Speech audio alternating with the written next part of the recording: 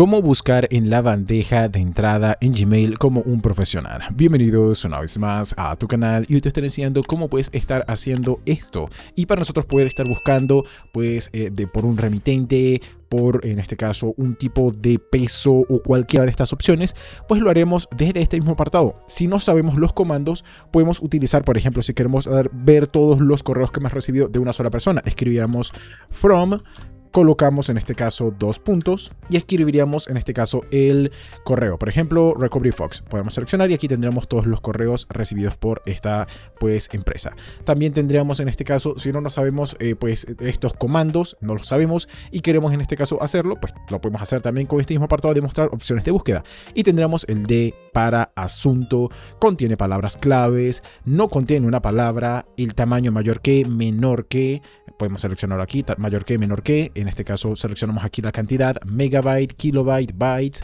en este caso un intervalo de una fecha a otra, buscar en todos los correos, usualmente recibidos, destacados, enviados, y que contenga algún archivo adjunto, y simplemente nosotros podemos darle en buscar o directamente crear un filtro de búsqueda para siempre estarlos pues buscando este tipo de correos.